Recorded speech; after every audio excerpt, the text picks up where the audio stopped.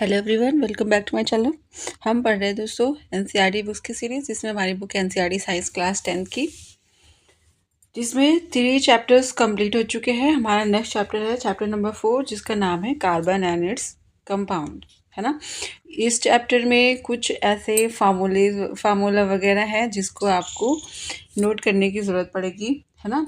और आप चैप्टर शुरू करने से पहले पेपर और पेन लेके बैठे, ताकि आप उसके नोट्स बना सकें, ठीक है, चीज़ों को प्रॉपर तरीके से समझ सकें, ठीक है। तो आइए स्टार्ट करते हैं अपना chapter carbon and it's compounds.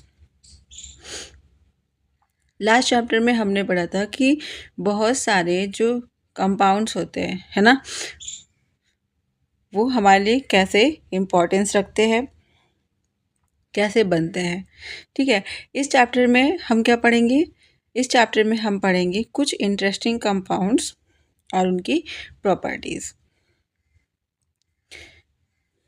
जैसे हमने कार्बन के बारे में देखा, है ना, और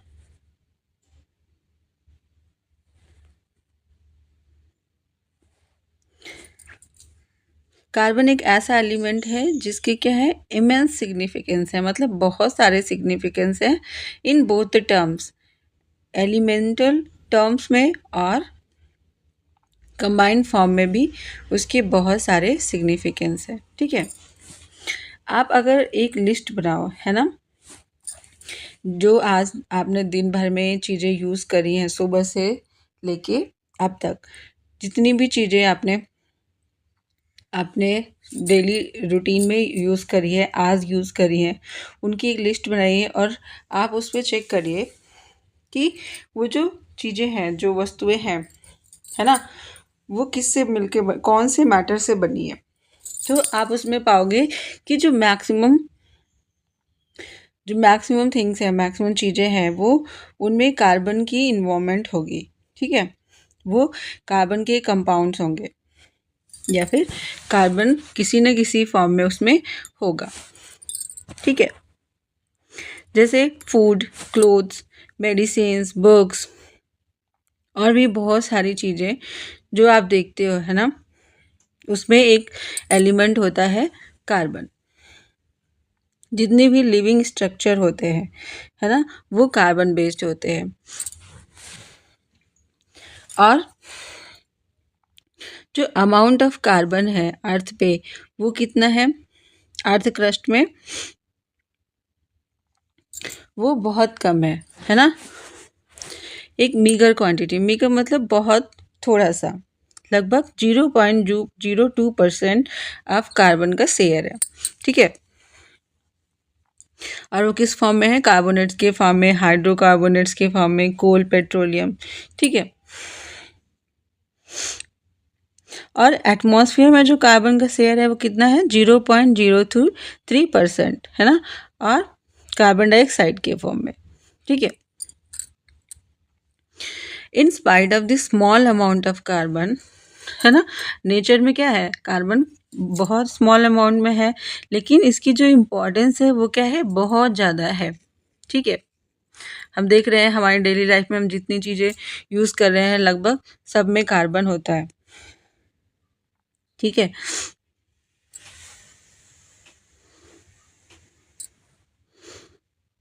अब हम कार्बन की प्रॉपर्टीज़ के बारे में देखेंगे, जो कार्बन को इतना वर्सेटाइल बनाते हैं, इतना इम्पॉर्टेंट बनाते हैं, ठीक है। Bonding in carbon, the covalent bond, carbon की जो बॉन्ड बनाने की कैपेसिटी है, ठीक है, वो हम देखेंगे। कार्बन कोवलेंट बॉन्ड बनाता है, ठीक है। प्रीवियस चैप्टर में हमने पढ़ा था आयनिक कंपाउंड के बारे में, जिसमें क्या होता था, एक इलेक्ट्रॉन का गिव एंड टेक होता था, है ना।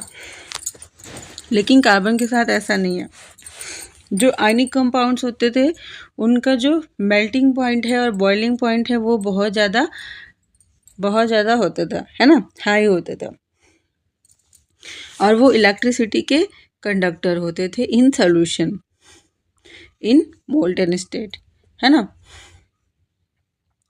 और हमने ये भी देखा कि जो नेचर है बॉन्डिंग का, है ना, इन आयनिक कंपाउंड, ठीक है,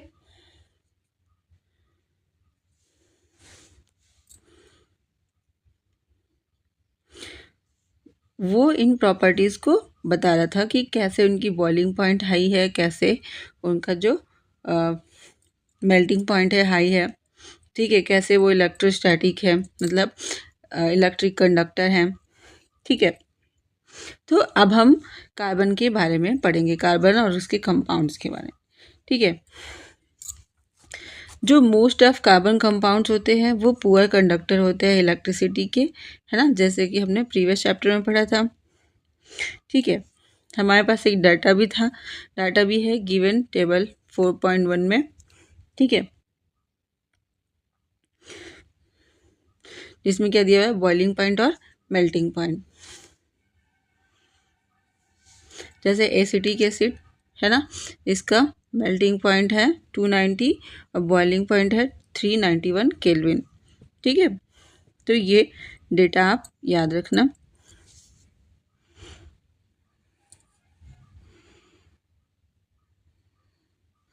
तो हमने क्या देखा, आयनिक कंपाउंड के कंपैरिजन में इनकी मेल्टिंग पॉइंट और बॉइलिंग पॉइंट बहुत कम है, ठीक है। अब हम क्या कंक्लूड करते हैं कि जो फोर्स ऑफ अट्रैक्शन है बिटवीन मॉलिक्यूल्स वो क्या है, वो उतना स्ट्रांग नहीं है जितना कि कहाँ हुआ करता था, आयनिक कंपाउंड्स में, और उनको ब्रेक करने के लिए हमें हाई टेम्परेचर की ज़रूरत होती थी, है ना। बॉइलिंग पॉइंट और उसका जो मेल्टिंग पॉइंट है वो इसलिए हाई होता था, ठीक है। तो ये जो कंपाउंड्स हैं, है ना, ये नॉन कंडक्टर्स होते हैं इलेक्ट्रिसिटी के। तो हम कंक्लूड कर सकते हैं कि जो बॉन्डिंग है इनके कंपाउंड के बीच में, ठीक है, वो किसी आयन को प्रोड्यूस नहीं करता, है ना। जब हम उसको गर्म करेंगे तो वो उसमें आयन नहीं प्रोड्यूस होगा। जब भी हम उसमें इलेक्ट्रिसिटी प्रोवाइड कराएंगे तो आयन नहीं निकलेगा, जिसकी वजह से इलेक्ट्रॉन का फ्लो नहीं होगा और करंट का फ्लो नहीं होगा। जबकि आयनिक कंपाउंड्स में क्या होता था, कैटायन इलेक्ट्रॉन रिलीज होते थे, है ना, माइनस चार्ज, जिसकी वजह से क्या होता था, फ्लो ऑफ इलेक्ट्रिसिटी होती थी, है ना। तो इसलिए ये अच्छे कंडक्टर नहीं है इलेक्ट्रिसिटी के। हमने क्लास 9th में पढ़ा था कि जो कंबाइनिंग कैपेसिटी है वेरियस एलिमेंट की, ठीक है, वो किस पे डिपेंड करती है, डिपेंड करती है नंबर ऑफ वैलेंस इलेक्ट्रॉन्स पे, है ना। जो उसके इलेक्ट्रॉन्स होते हैं आउटर मोस्ट सेल में, ठीक है, उन पर डिपेंड करती है। तो हमने ये भी देखा था इलेक्ट्रॉनिक कॉन्फ़िगरेशन कैसे होता है ना, KLMN सेल में कैसे इलेक्ट्रॉन्स होते हैं 288 करके, है ना। तो ये सारी चीज़ें हम डिटेल में देखेंगे। हाँ, जो एटॉमिक नंबर है कार्बन का क्या होता है 6, इसका इलेक्ट्रॉनिक कॉन्फ़िगरेशन क्या हो जाएगा 2 8, K सेल में 2, L सेल में 8, है ना। उसके बाद इसके पास इलेक्ट्रॉन ही नहीं है तो M और N सेल में कोई इलेक्ट्रॉन नहीं होगा, ठीक है। सो हमने रिएक्टिविटी भी पढ़ा था एलिमेंट का, ठीक है, और उनकी टेंडेंसी क्या होती है to attain a completely filled outer cell, ठीक है। सारे जो एलिमेंट्स होते हैं, है ना, वो स्टेबल होना चाहते हैं, ठीक है। तो उस स्टेबिलिटी की स्टेज को पाने के लिए उनमें एक नेचर होता है कि वो इलेक्ट्रॉन को अटेन करे और अपना जो आउटर सेल है ना, उसमें जितने इलेक्ट्रॉन्स होने चाहिए उनको फिल करे, अपना ऑक्टेट कंप्लीट करे, ठीक है।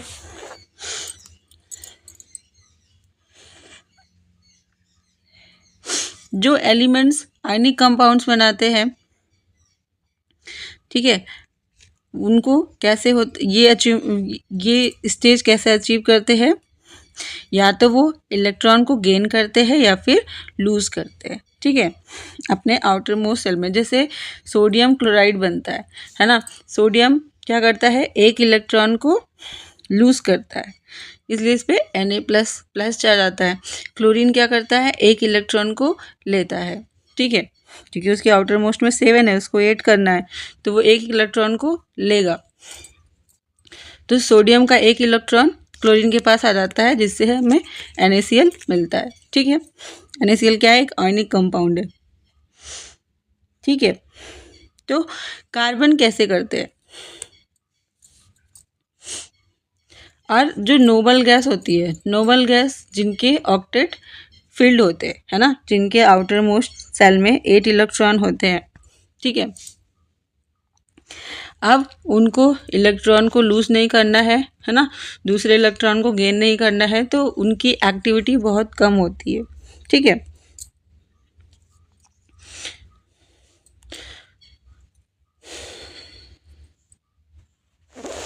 अब कार्बन के बारे में देखते हैं ना। It could gain 4 electron from C+, forming C+Ni। अब उसके आउटर मोस्ट में टोटल उसका इलेक्ट्रॉन उसमें कितने, 6। अब उसमें जो कॉन्फ़िगरेशन होगा 2 और 4 का होगा, ठीक है। अब उसके एक सेल में तो 2 इलेक्ट्रॉन है, इनर सेल में, उसके बाहर है 4, ठीक है। अब इसको कंप्लीट करना है 8। अब इसके पास 2 कंडीशंस हैं ना, 2 सिचुएशंस हैं, या तो ये क्या करे, इन चारों को निकाल दे बाहर, ठीक है, या फिर क्या करे, 4 को गेन करे। तो यहाँ पे क्या है, चारों को निकालेगा तो C+ बनेगा, लेकिन ये बहुत ज़्यादा डिफ़िकल्ट प्रोसेस होगा अपने इलेक्ट्रॉन्स को चारों के चारों को बाहर करना, ठीक है।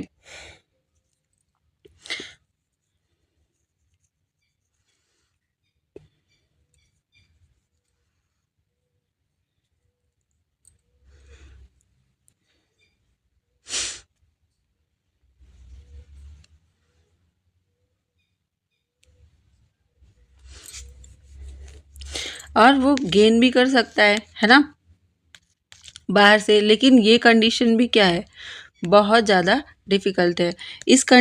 जब वो रिलीज़ करेगा 4 इलेक्ट्रॉन्स, तो उसको एनर्जी बहुत सारी चाहिए, ठीक है। अगर उसको गेन करना है तो वहाँ पे कंडीशन ये हो जाएगा कि उसके पास 10 इलेक्ट्रॉन्स हो जाएंगे, है ना। 6 पहले से थे, 4 वो गेन करता है तो 10 हो जाएंगे। उसके पास प्रोटॉन कितने हैं, प्रोटॉन है 6 ही। अब 6 प्रोटॉन 10 इलेक्ट्रॉन को होल्ड नहीं कर पाएंगे, ठीक है, जिसकी वजह से ये बहुत डिफ़िकल्ट कंडीशन हो जाती है, ठीक है। तो कार्बन क्या करता है, तो कार्बन इसके लिए एक सोल्यूशन निकाल के रखता है, वो शेयरिंग करता है, ठीक है। उसके पास जो 4 इलेक्ट्रॉन है, ठीक, उनकी वो शेयरिंग करता है अदर एटम्स के साथ, ठीक है।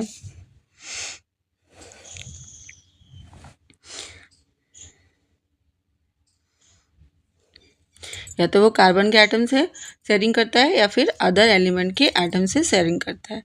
केवल कार्बन ही नहीं, बहुत सारे ऐसे एलिमेंट्स हैं जो इस तरीके से इलेक्ट्रॉन को शेयर करके कंपाउंड बनाते हैं या फिर मॉलिक्यूल्स बनाते हैं, ठीक है।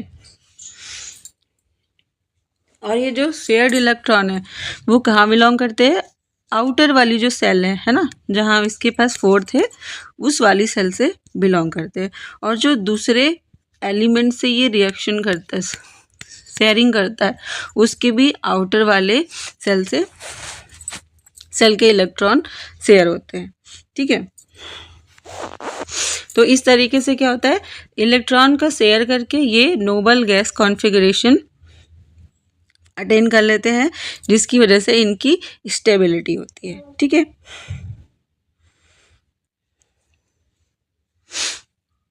तो हम कुछ सिंपल सी शेयरिंग देखेंगे इलेक्ट्रॉन्स की। The simplest molecule formed in this manner is hydrogen molecule, है ना, H2। देखते हैं H2 कैसे बनता है। अब H में क्या है, एक इलेक्ट्रॉन है ना, इस H में भी एक इलेक्ट्रॉन है, ठीक है। अब इनको फर्स्ट सेल में ही एक इलेक्ट्रॉन है ना, दोनों H में। अब इसको क्या अपना ये स्टेबल करना है, तो 2 होने चाहिए K सेल में, ठीक है। K सेल में 2 इलेक्ट्रॉन्स होने चाहिए, इनके पास एक ही एक है, तो ये क्या करेंगे, शेयर करेंगे, ठीक है। ये इसका इलेक्ट्रॉन शेयर कर लेगा और ये इसका, तो दोनों के पास क्या हो जाएगा, दो दो इलेक्ट्रॉन हो जाएंगे, ठीक है। तो ये हो जाएगा हाइड्रोजन मॉलिक्यूल H2, ठीक है। ये कुछ इस तरीके से, ठीक है। तो इस तरीके से हाइड्रोजन क्या करता है, हाइड्रोजन हीलियम के जैसे, हीलियम जो कि एक नोबल गैस है, उसकी तरह इलेक्ट्रॉनिक कॉन्फ़िगरेशन को अटेन कर लेता है, ठीक है। जिसके पास अब 2 इलेक्ट्रॉन्स हो गए K सेल में, और हम इसको डॉट, इलेक्ट्रॉन्स को डॉट या क्रॉस से डिपिक्ट कर सकते हैं, मतलब रिप्रेजेंट कर सकते हैं। और इस तरीके से अगर वो शेयर कर रहे हैं तो हम इसको सर्कल के थ्रू दिखा सकते हैं, ठीक है।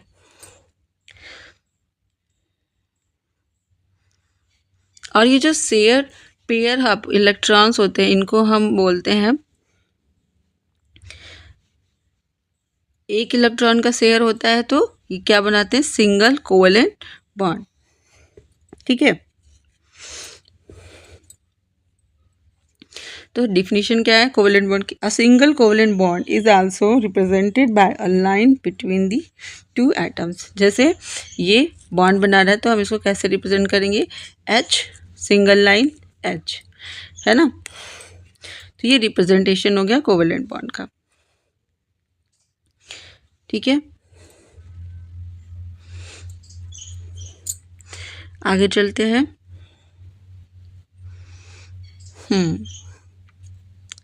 अब देखो क्लोरीन की बात हो रही है, एटॉमिक नंबर क्या होता है क्लोरीन का, 17, है ना।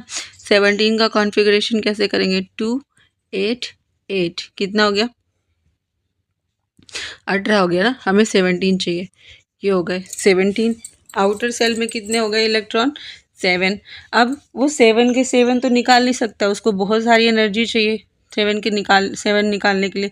तो क्या करेगा, इजी वे है, वो एक इलेक्ट्रॉन को शेयर कर लेगा, ठीक है। वैसे तो क्लोरीन सोडियम के साथ आयनिक कंपाउंड बनाता है, लेकिन वो शेयरिंग भी करता है, ठीक है। जैसे क्लोरीन मॉलिक्यूल बनाना है,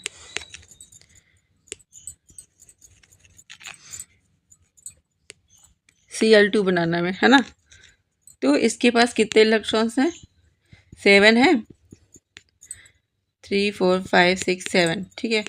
1 2 3 4 5 6 7।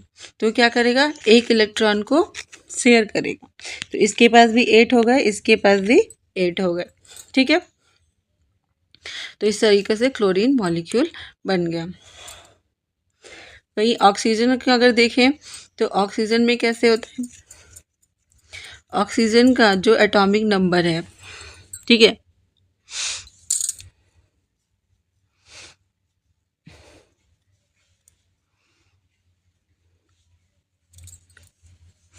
ऑक्सीजन के जो आउटर सेल है उसमें कितने इलेक्ट्रॉन्स होंगे, 6,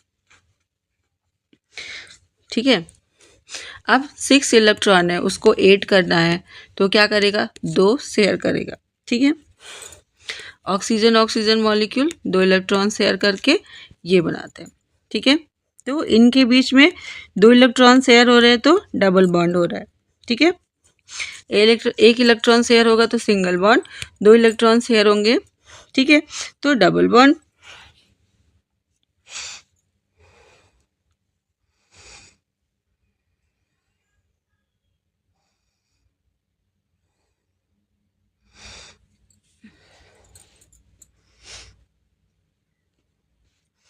ठीक है, तो डबल बॉन्ड को हम 2 सिंगल लाइन, 2 ऐसे लाइन से, पैरेलल लाइन से रिप्रेजेंट करेंगे, ठीक है।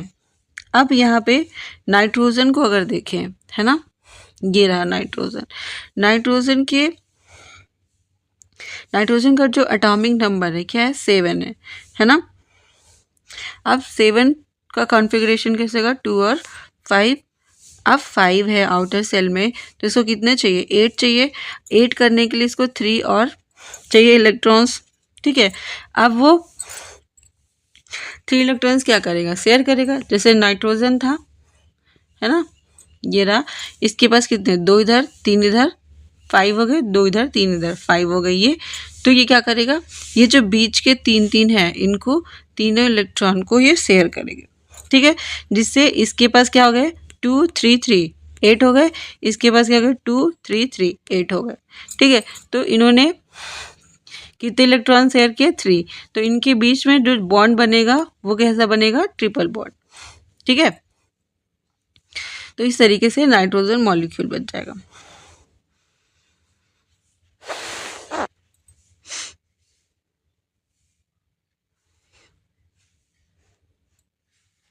अब अगर हम यहाँ पे अमोनिया देखें, है ना, NH3 के बारे में, अमोनिया का फार्मूला होता है NH3, मतलब 1 नाइट्रोजन 3 हाइड्रोजन, ठीक है। हाइड्रोजन के पास कितने इलेक्ट्रॉन थे 1, है ना। नाइट्रोजन के पास कितने थे 5, इसको कितने चाहिए 2 3 और चाहिए। तो ये क्या करेगा, 1 इलेक्ट्रॉन शेयर करेगा, एक इससे करेगा, एक इससे करेगा, तो ये टोटल हो गए, इसके पास 8 हो गए, इनके पास 2 हो गए, है ना, एक इधर शेयर किया, ठीक है। तो इस तरीके से अमोनिया बन जाएगा, है ना। ओके, ठीक है। फिर हम बात करें अगर मीथेन की, जिसका सिंबल होता है, जिसका फॉर्मूला होता है CH4, ठीक है। यहाँ देखेंगे, अब देखो कार्बन के पास कितने आउटर सेल में 4 इलेक्ट्रॉन्स होते हैं, जिसको क्रॉस से रिप्रेजेंट किया है। हाइड्रोजन के पास 1 इलेक्ट्रॉन होता है ना, जिसको डॉट से रिप्रेजेंट किया गया है। अब ये कार्बन क्या करेगा, 1 इलेक्ट्रॉन यहाँ से शेयर करेगा, एक यहाँ से, एक यहाँ से, एक यहाँ से। तो कार्बन के पास कितने हो गए 8 हो गए, पहले 4 थे, 4 शेयर किए 8 हो गए। हाइड्रोजन के पास पहले 1 था, इसने एक इसके साथ शेयर किया, इसका 2 हो गया, इसका भी 2, इसका भी 2, इसका भी 2, ठीक है। तो ये इलेक्ट्रॉन के ऑक्टेट में कंप्लीट हो गए, और ये जो हमारा कंपाउंड है वो भी बन गया, ठीक है।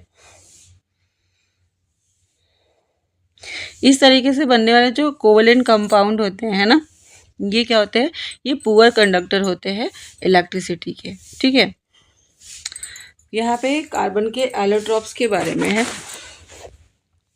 एलोट्रॉप्स ऑफ कार्बन क्या होता है, जो कार्बन एलिमेंट है ना, वो डिफरेंट फॉर्म्स में नेचर में हमें मिलता है वाइडली, है ना। इसकी जो फिजिकल प्रॉपर्टीज होती है वो डिफरेंट होती है, ठीक है। जैसे डायमंड और ग्रेफाइट दोनों क्या है, कार्बन के एटम से बने हुए हैं, कार्बन कंपाउंड है, लेकिन जो इनके बीच में डिफरेंस है ना, वो किसका डिफरेंस है, इनके बीच बनने वाले बॉन्ड का, ठीक है। जो डायमंड होता है उनमें क्या होता है, जितने भी कार्बन है ना, बाउंडेड ऑफ 4 अदर कार्बन, उसमें एक कार्बन 4 अदर कार्बन से अटैच्ड होता है, ठीक है। जिसकी वजह से क्या बनाता है, ये रिजिड 3 डायमेंशनल स्ट्रक्चर, ठीक है।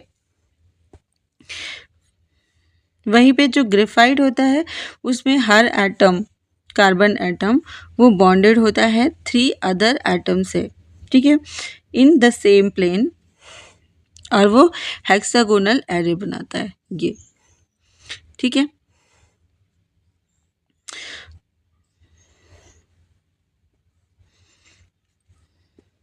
और उनमें से एक बॉन्ड क्या होता है, डबल बॉन्ड होता है, ठीक है। एंड दस the valency of carbon is satisfied.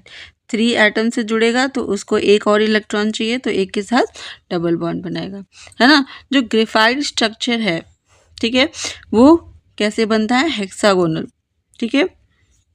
वो लेयर्स में एक दूसरे के ऊपर प्लेस्ड होता है, कुछ इस तरीके से।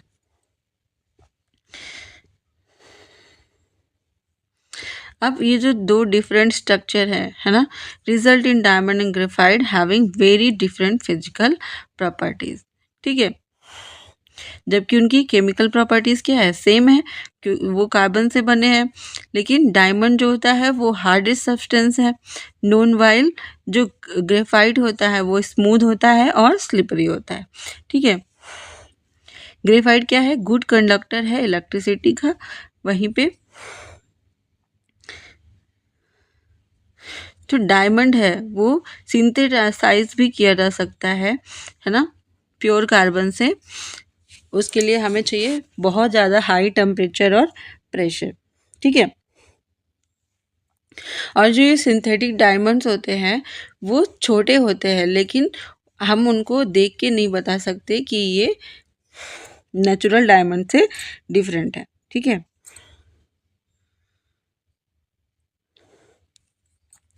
अब एक और कंपाउंड है कार्बन 60, ठीक है, जिसे हम फुलरीन भी बोलते हैं। Fullerene forms another class of carbon allotrope, ठीक है।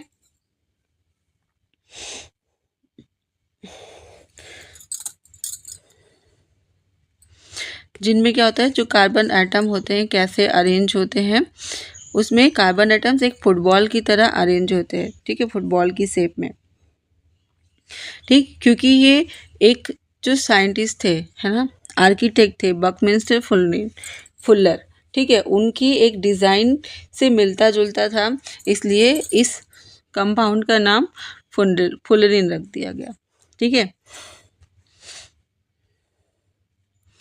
वर्सेटाइल नेचर ऑफ कार्बन ना, कार्बन इतना ज़्यादा रिएक्टिव क्यों है, इतने ज़्यादा कंपाउंड्स क्यों बनाते हैं, उसके बारे में पढ़ेंगे, उसका ऐसा नेचर क्यों है।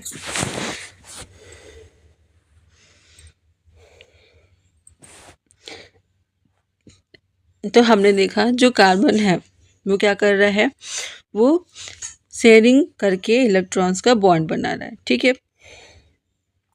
बहुत सारे एलिमेंट्स बना रहा है, कंपाउंड्स बना रहा है। और हमने ये भी देखा जो स्ट्रक्चर है कार्बन का ना, सिंपल कार्बन कंपाउंड मीथेन, ठीक है। और हमने देखा कि किस तरीके से बहुत सारी चीज़ें हैं जो हम यूज़ करते हैं उनमें कार्बन होता है।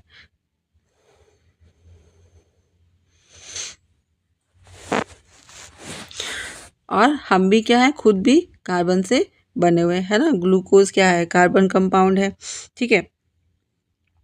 The number of carbon compounds जिनका फार्मूला है ना आज तक जाना जा चुका है केमिस्ट के द्वारा, है ना, वो कितने हैं, लगभग मिलियंस, ठीक है, estimated to be in million, ठीक है।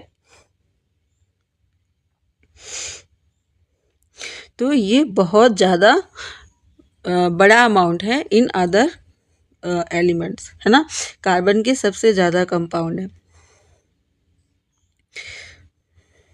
तो अब यहाँ पे ये क्वेश्चन आता है कि ऐसी प्रॉपर्टी कार्बन में ही क्यों दिखती है, दूसरे एलिमेंट्स में क्यों नहीं दिखती, जो नेचर है कोवेलेंट बॉन्ड बनाने का, ठीक है,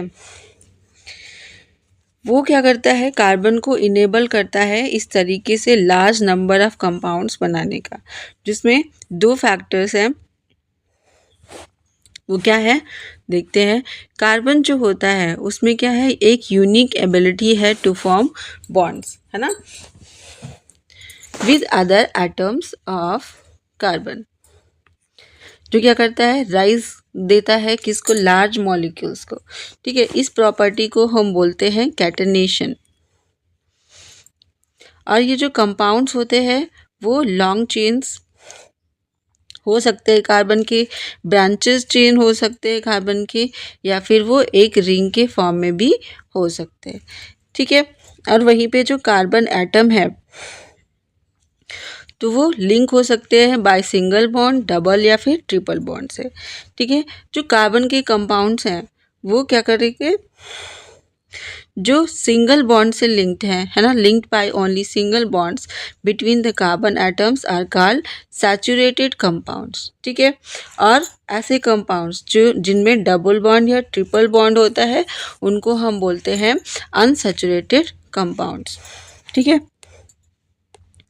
कार्बन कार्बन के बीच single bond saturated compounds, carbon carbon के बीच डबल बॉन्ड या फिर ट्रिपल बॉन्ड होगा तो हम इसको बोलेंगे अनसैचुरेटेड कार्बन कंपाउंड्स, ठीक है। तो ऐसे कोई और एलिमेंट नहीं है जिनमें इस तरीके की प्रॉपर्टीज़ हमें कैटनेशन की प्रॉपर्टी देखने को मिले, ठीक है। जैसे सिलिकॉन है, सिलिकॉन भी कुछ कंपाउंड्स बनाता है, ठीक है, हाइड्रोजन के साथ, जिनमें क्या होता है चेन होता है, लेकिन वो 7 से 8 एटम तक ही लिमिटेड होता है, ठीक है। लेकिन ये जो कंपाउंड है सिलिकॉन के, ये बहुत ज़्यादा रिएक्टिव होते हैं।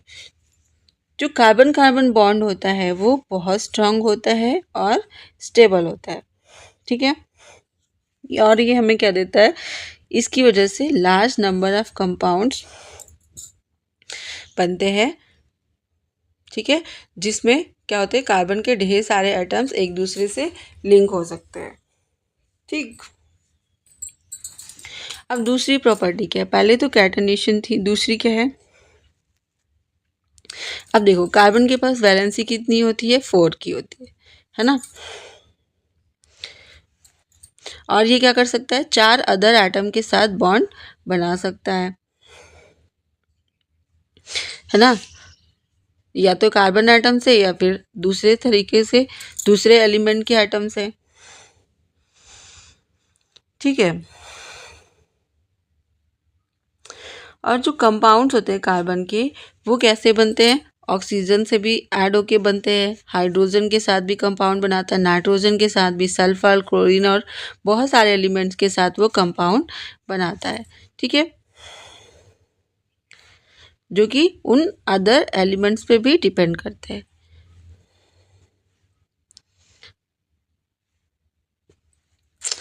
अब अगेन क्या है, जो बॉन्ड्स है, bonds that carbon form with most other elements are very strong, making these compound exceptionally stable, ठीक है। कार्बन जो बॉन्ड बनाता है वो क्या होता है, स्ट्रांग होता है, इस वजह से ये कंपाउंड्स क्या होते हैं, स्टेबल होते हैं, ठीक है।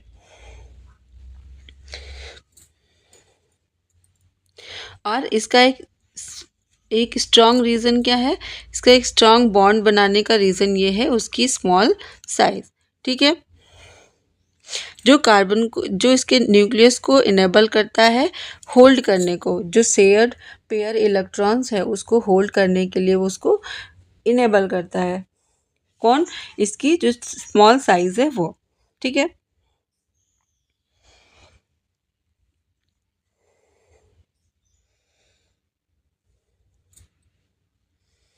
और जो बॉन्ड्स बनते हैं बड़े एलिमेंट्स में वो ज़्यादा वीक होते हैं, ठीक है।